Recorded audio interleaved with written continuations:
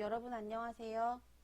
글로벌 시대의 다문화 교육 2020년 1학기 3주차 두 번째 강의를 시작하겠습니다. 자, 이번 시간에는 결혼 이민자와 외국인 유학생에 대해서 알아보겠습니다. 한국 사회를 구성하는 외국인 혹은 다문화인의 집단을 이야기할 때 반드시 나오는 세 집단이 우리가 앞서 봤던 외국인 노동자, 그러니까 외국인 근로자와 결혼 이민자, 외국인 유학생, 이 세 집단입니다. 그렇다면 체류 외국인 중에서 사회 통합과 관련해서 가장 중요한 비중을 차지하는 집단은 어느 집단일까요? 외국인 근로자, 결혼 이민자, 외국인 유학생 세 집단 중에서요. 자, 이 세 집단 중 사회 통합과 가장 관련이 있는 가장 중요한 집단은 바로 결혼 이민자입니다. 그렇다면 우리 주변에서 가장 쉽게 찾아볼 수 있는 외국인 집단은 누구일까요? 학교에서도 금방 볼 수 있죠. 바로 외국인 유학생입니다. 사실 난민에 대한 이야기를 오늘 하는 게 맞긴 한데요. 난민 이야기까지 하게 되면 우리가 수업이 오버될 것 같아요. 그래서 난민 이야기는 우리가 로힝야족 이야기를 할 때 같이 하도록 하겠습니다.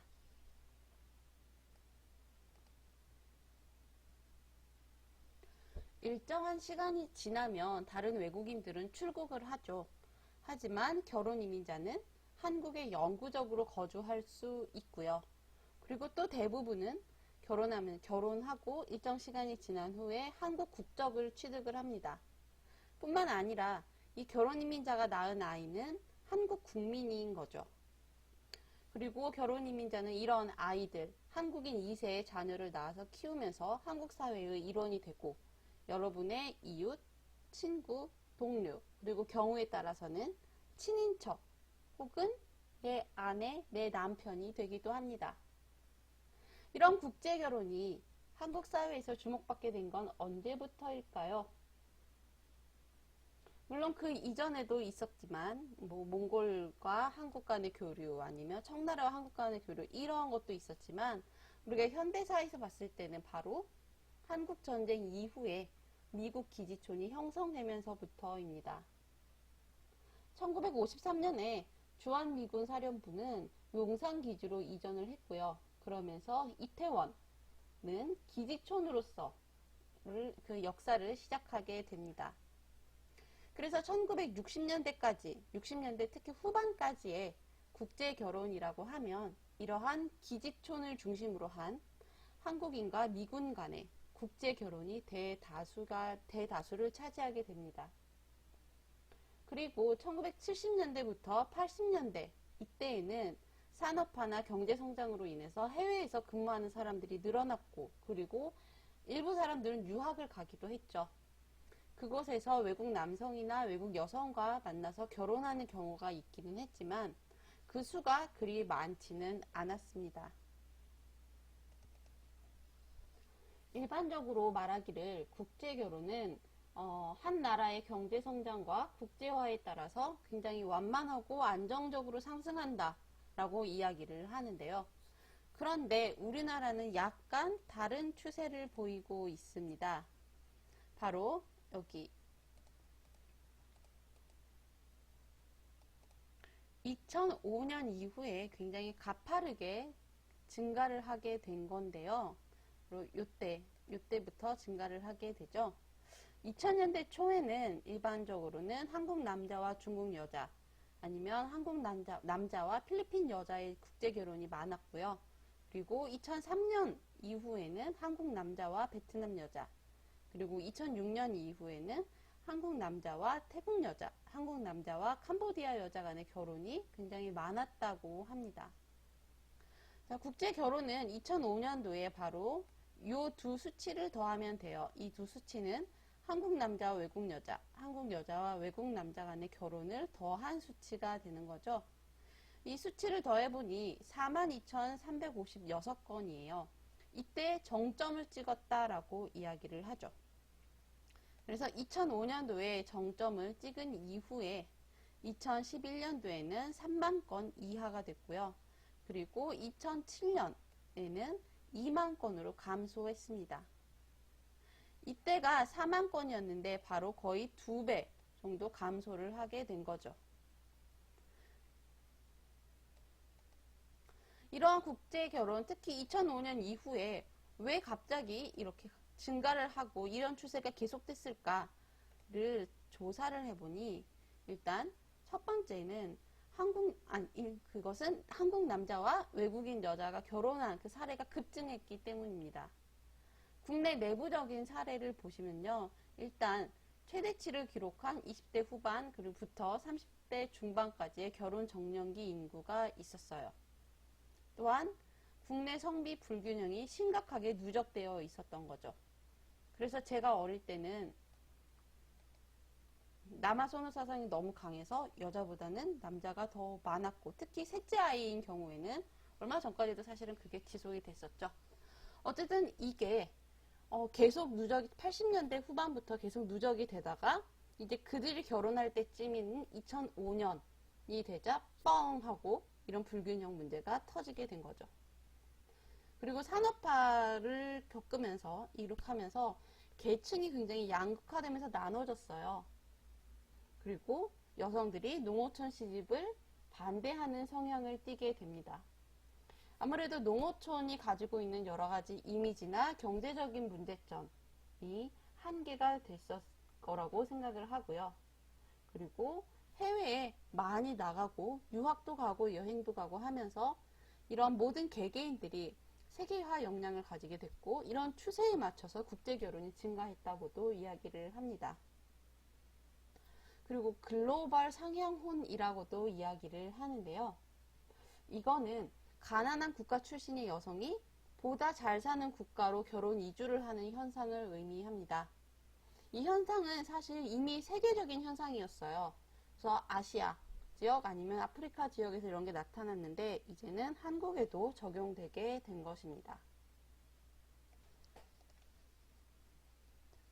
자, 지금부터는 결혼 이민자의 혼인, 이혼, 출생, 사망 관련 현황을 살펴보겠습니다.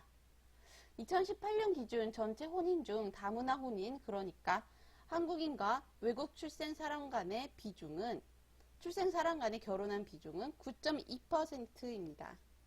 이 9.2%는 100커플이 결혼을 하면 그들 중 9커플은 국제결혼이라는 이야기죠. 이런 혼인은 전년 대비 0.9% 증가했는데요. 내 외국인 아내와 한국 출생 남성 간의 결혼은 이보다 큰 2.0% 증가했습니다. 자, 이 표를 보시면 이 부분이 바로 전체 혼인에 관한 거고요. 여기는 건수 그리고 비중을 나타냅니다.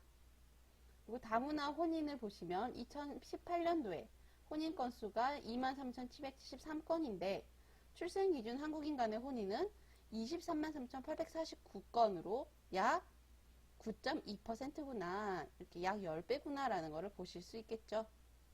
그리고 증감률을 보면 다문화 혼인의 경우 2017년보다 2018년도에 요만큼 8.5% 증가를 했는데요. 출생기준 한국인 간의 혼인을 보시면 전년 대비 2017년 대비 마이너스 3.6% 감소했다는 것을 보실 수 있습니다. 다문화 가정, 국제결혼이라는 말을 들으면 어린 신부와 나이 많은 신랑이 떠오르는 경우가 많습니다. 실제로는 얼마나 차이가 날까요? 자, 이를 알아보기 전에 초혼 나이를 먼저 살펴볼까요? 초혼 나이는 남편은 36.4세, 아내는 28.3세로 한국인 평균보다 남편은 높고 아내는 약간 적은 수치입니다. 그래프를 보시면요, 한국인 간에 한국인 간에 바로 요 회색들을 보시면 되는데요. 한국인과 한국인이 결혼하는 남편의 초혼 연령은 32.9세죠. 다문화 혼인보다는 3.5세 더 많네요.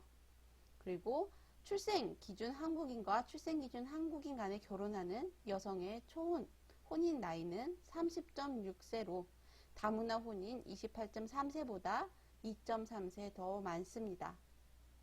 그래서 다문화 혼인의 경우 남편과 아내 초혼 기준으로 했을 때 평균 8.1세의 나이 차이가 있습니다. 자, 이 오른쪽 그래프는 남편과 아내의 나이 차이를 나타낸 건데요. 연합 막대기는 출생기준 한국인 간의 결혼이고요. 진합 막대기는 국제결혼 커플을 이야기합니다. 보시면 10살 더 많은, 특히 남편이 10살 더 많은 경우 한국인 간의 결혼에서는 출생기준 한국인 간의 결혼은 3.6%에 불과하지만 다문화 혼인은 40.9%를 차지합니다. 그래서 아마 미디어에서 나이 차이가 많이 나는 커플을 여러분이 많이 보셨을 겁니다. 하지만 남성이 6살에서 9살 더 많은 경우, 그리고 아내가 3살에서 5살 정도 더 많은 경우는 이거는 한국인 부부, 그러니까 출생기준 한국인과 다문화 국제결혼 커플이 굉장히 유사하죠. 그래서 모든 국제결혼, 다문화 혼인은 10살 이상 차이가 나는 커플이다 라고 일반화를 시키는 것은 큰 오류라고 보실 수 있겠습니다.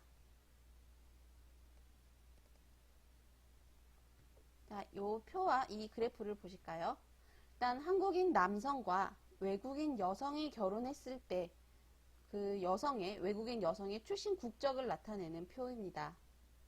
2018년 기준으로 베트남이 가장 많죠. 그래서 실제로 보시면 베트남이 30%, 그리고 중국이 21.6%, 태국인이 그리고 6.6%의 순으로 나타났습니다. 중국 여성보다 베트남 여성이 더 많아진 거, 중국은 이 색깔인데요. 이때 바로 이 시점이 되는 거죠. 중국 여성보다 베트남 여성이 더 많아진 거는 2016년부터라고 볼 수 있는데요. 이전에는 생김새나 언어, 문화적 동질성을 기반으로 한국계 중국인과 결혼하는 남성이 굉장히 많았어요. 그런데 최근에는 그 수치가 계속 감소하는 추세인 거죠. 자, 그리고 한국인 여성과 외국인 남성이 결혼했을 때는 지금 제가 그래프를 가지고 오지는 않았지만 중국이 9.4%, 미국이 6.2%, 베트남이 2.5% 순을 보이고 있습니다. 다음은 결혼을 했으니 이번에는 이혼에 대해서 알아볼까요? 제가 인천에서 다문화 관련 축제를 진행을 하고 있을 때인데요. 술에 굉장히 많이 취한 아저씨가 다문화 여자들 때문에 한국 남자들이 돈은 다 뜯기고 이혼당한다고 소리를 고래고래 지르면서 울고 계신 거예요. 그래서 다른 선생님이 앉아서 이야기를 들어드렸는데 들어보니 다문화 이혼 관련 브로커가 있다는 이야기였어요. 그래서 본인의 아내가 그 브로커랑 짜고 이혼하자고 한다고 펑펑 우시는 거였어요. 그래서 들어보니 왜 이혼을 하자고 합니까? 했더니 내가 조금 때렸다고, 내가 집에 잘 안 들어왔다고 라고 말씀을 해서 아, 이거는 브로커가 없어도, 그러니까 브로커가 아마 변호사 같은 역할을 했겠죠. 이혼을 하지 않았을까라는 생각을 했던 경우가 있는데요. 자, 그게 사실일지 아닐지는 일단은 모르겠어요. 거기서 끝이 난 사람이니까요. 더 이상 만나진 않았으니까. 하지만 많은 사람들이 다문화 결혼을 한 사람들은 금방 이혼한다 라고 생각하는 경우가 많아요. 그러면 이게 진짜인지 정말인지 한번 살펴봅시다. 자, 이 표는 2006년, 2007년, 2016년, 2017년, 2018년 다문화 이혼과 출생기준 한국인 간의 이혼의 비중, 건수를 나타낸 표입니다. 2018년도를 보시면 다문화 이혼 비중은 전체의 9.4%고요. 한국인 간의 이혼은 그것이 빠진 90.6%네요.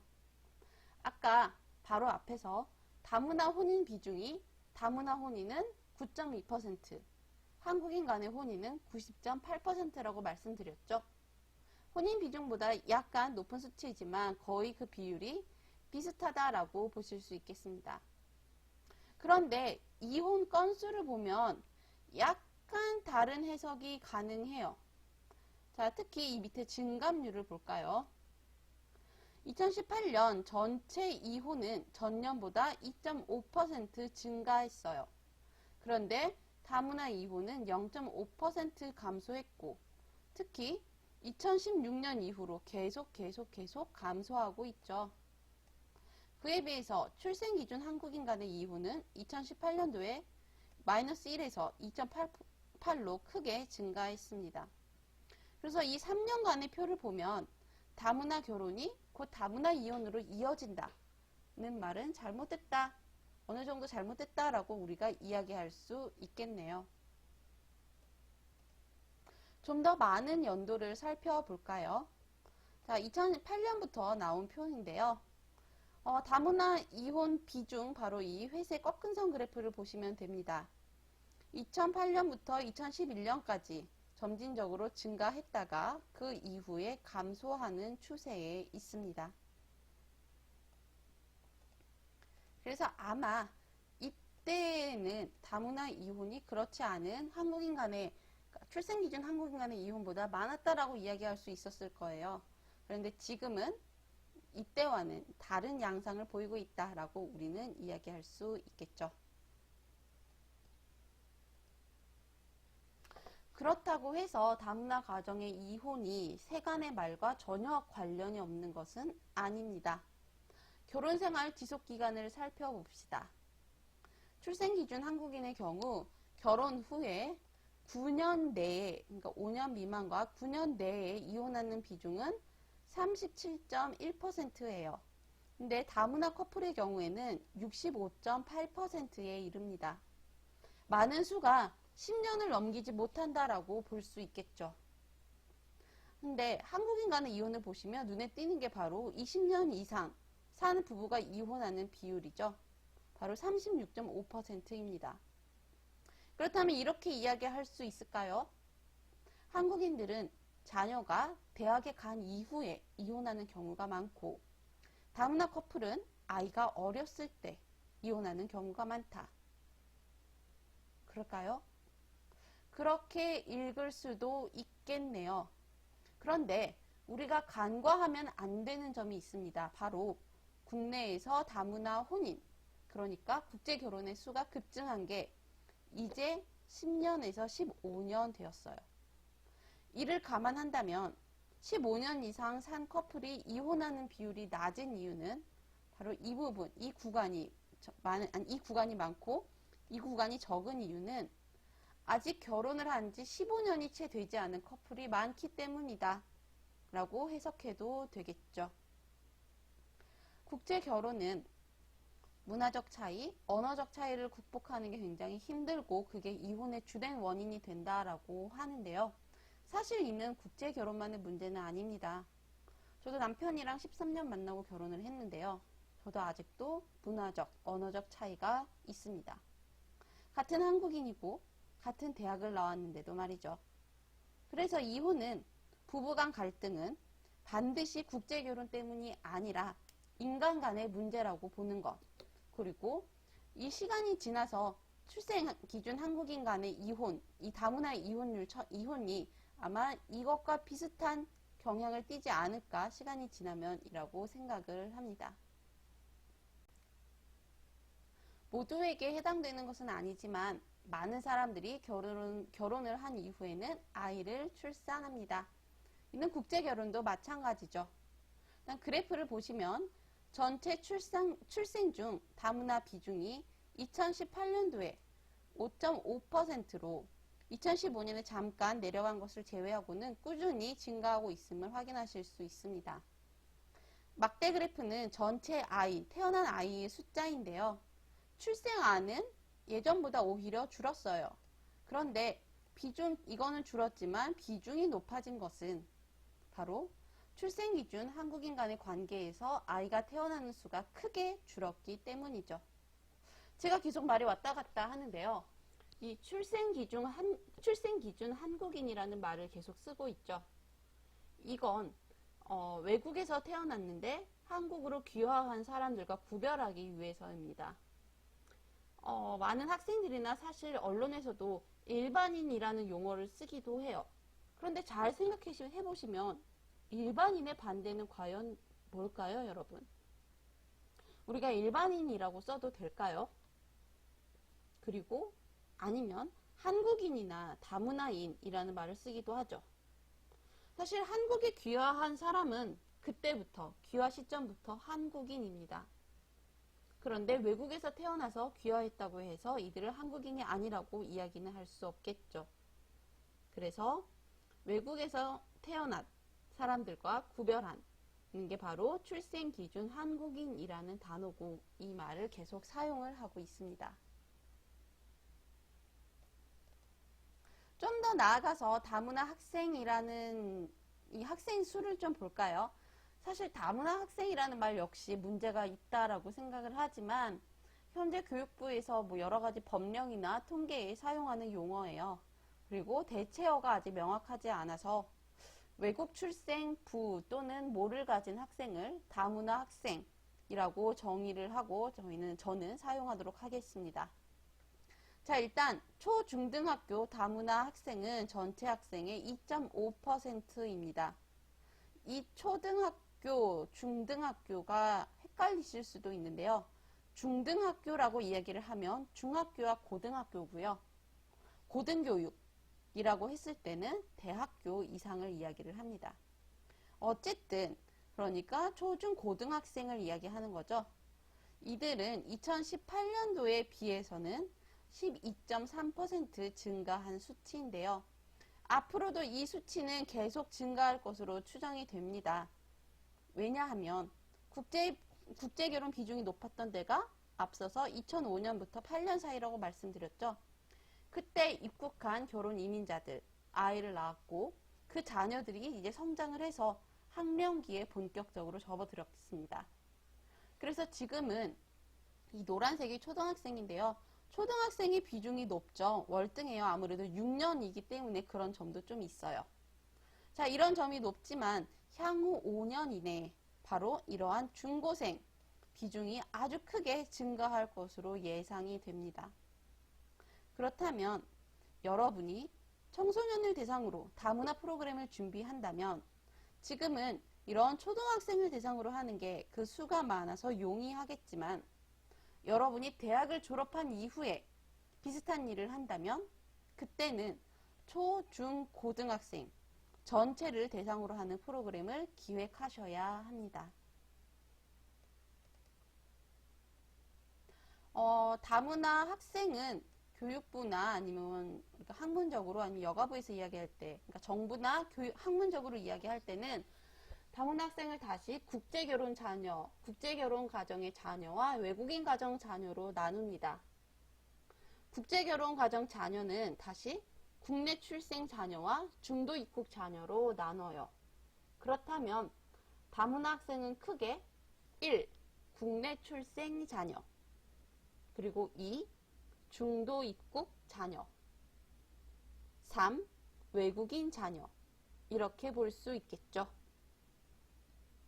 국내 출생 자녀라고 이야기를 하면요. 이들은 한국인과 결혼 이민자 사이에서 태어나서 한국에서 성장한 아이들이에요. 그런데 중도 입국 자녀는 중도에 입국한 자녀, 즉 결혼 이민자가 한국인과 재혼한 후에 본국에 있었던 아이를 데리고 왔거나 아니면 한국인과 결혼 이민자가 결혼을 해서 아이를 낳았는데 그 아이를 결혼 이민자의 본국에서 성장시키다가 나중에 데리고 온 경우를 의미합니다. 그리고 외국인 자녀는 두 부모 모두가 외국인인 경우를 의미하고요. 이 세 유형 중에 가장 많은 비중을 차지하고 있는 건 바로 국제결혼 가정 중 국내 출생 아이들입니다. 그래서 2018년 기준으로 했을 때 전체 학생의 78.8%를 차지해요. 그 뒤로 외국인 가정 자녀와 중도 입국 자녀 순으로, 그러니까 중도 입국 자녀의 수가 가장 적은 거죠. 자, 오른쪽 그래프는 부모의 국적별 다문화 학생 비율인데요. 베트남 부모를 둔 아이들이 30.6%로 가장 많죠. 자, 아까 다문화 혼인에서 우리는 국적별 비중을 봤어요. 2016년부터 베트남 출신 여성의 국제결혼이 가장 많기는 했지만 사실 그 이전까지는 중국 출신 여성의 비중이 월등히 높았죠. 그런데 지금 보면 다문화 학생 자녀의 부모는 베트남 출신이 가장 많고 중국은 22.5%예요. 자, 그 두 그래프를 비교한다면 여러분은 어떻게 해석하실 수 있으실까요?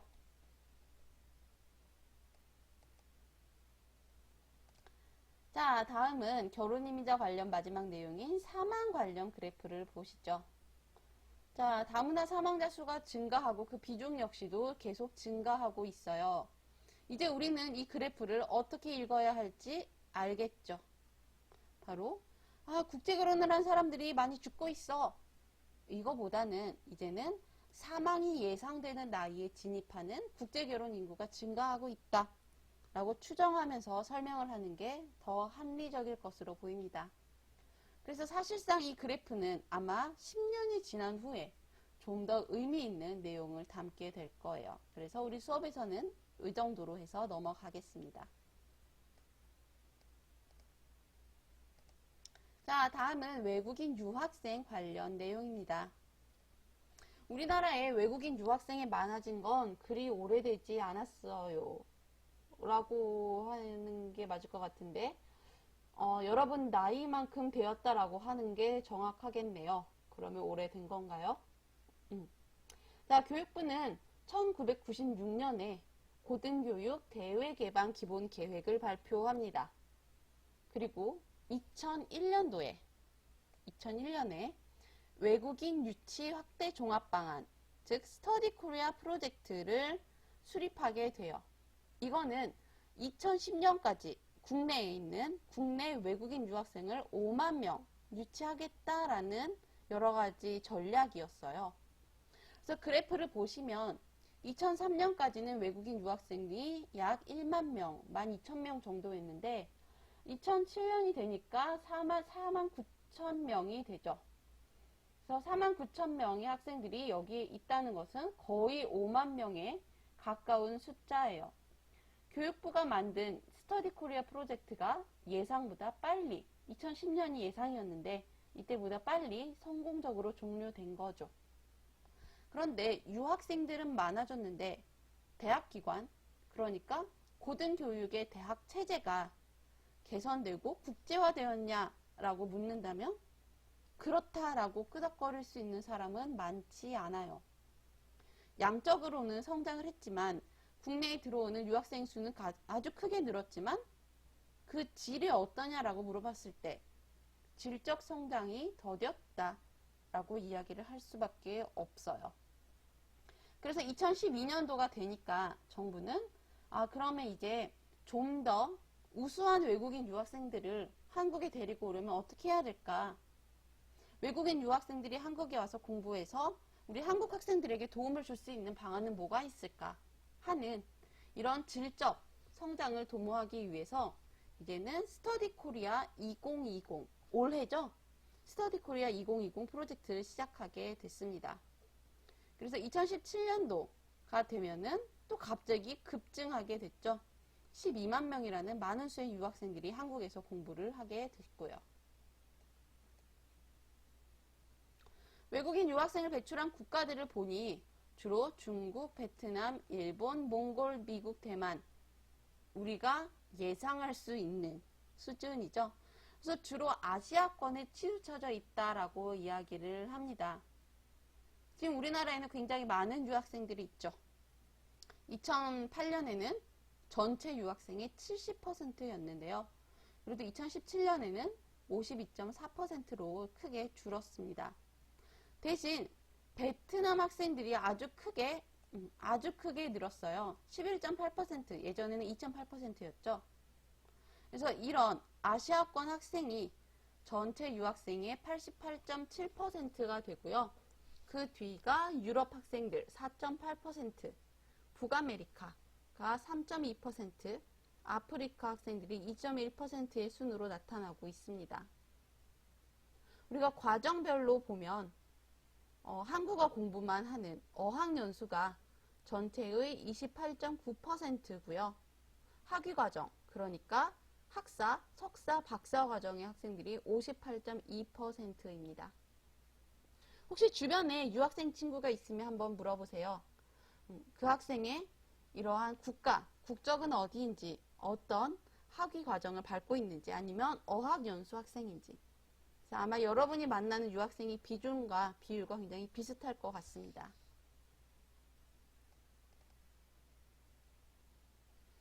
자, 오늘의 과제, 이번 주의 과제입니다. 이 과제는 외국인의 유입이 가져오는 장점과 문제점 한 가지씩을 토론방에 올리세요. 그리고 지난번과 마찬가지로 조원 한 명당 질문 1개 이상씩 하고 대답하시면 됩니다. 오늘 우리는 외국인 유학생, 그리고 결혼 이민자, 외국인 근로자가 한국에 머물게 된, 입국하게 된 여러 가지 계기와 그 현황들을 살펴봤어요. 그러면서 이러한 외국인들이 들어왔을 때 어떤 점이 좋은지, 그리고 어떤 문제, 부작용이 발생할 수 있는지도 같이 공부를 했죠. 자, 그 중에 한 가지씩을 골라서 너무 간단하기는 말고 그래도 한 2줄 정도 이렇게 적어서 조원들과 토론을 해보도록 합시다. 제가 확인하면서 너무 재밌는 이야기가 있으면, 재밌는 주제가 있으면 저도 질문해보도록 하겠습니다.